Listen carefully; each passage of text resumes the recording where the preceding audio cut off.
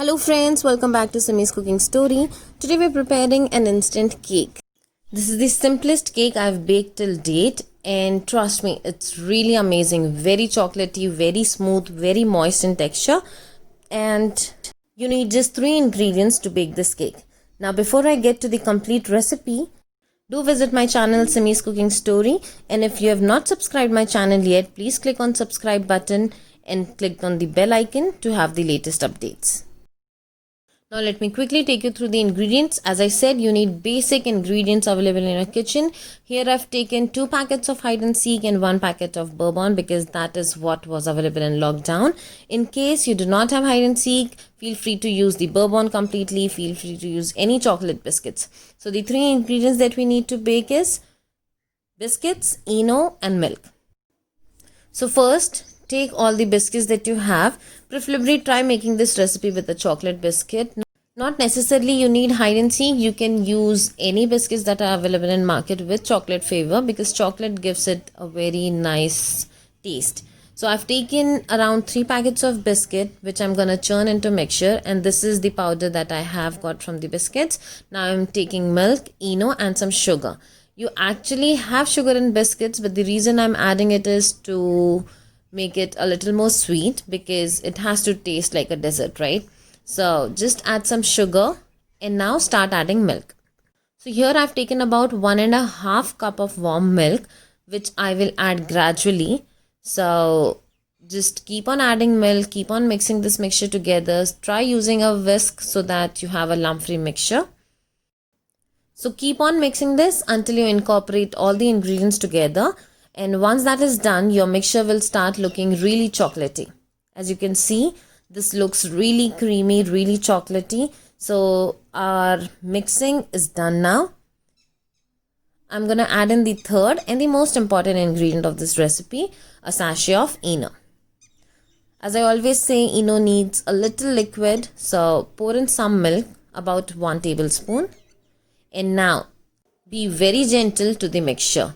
I know it's very tempting to use the whisk and mix it all together, but if you really feel tempted, please do not use whisk, use a spoon because you only have to incorporate bubbles in the entire mixture. So as you can see, it has become a little bubbly. Now I'm going to take a saucepan wherein I've added the butter paper and I'm going to pour in the complete batter in it. Once you pour in the entire batter,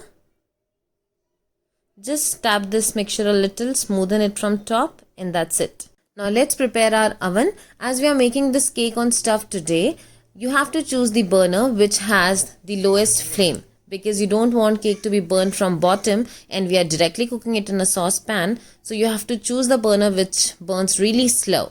I've taken the smallest burner of my gas stove and I've placed a tawa and let it heat for about 10 minutes. Once the tawa is heated, we are going to place the saucepan over this tawa. So since we are not giving it direct heat, it won't burn from bottom. It will not be left uncooked on the top while being hard at the bottom. It is going to cook evenly. Now I'm going to cover my cake with a glass lid.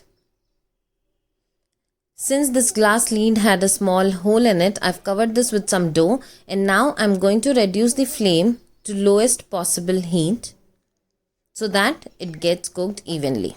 Now leave this on low medium heat for about 30 to 45 minutes.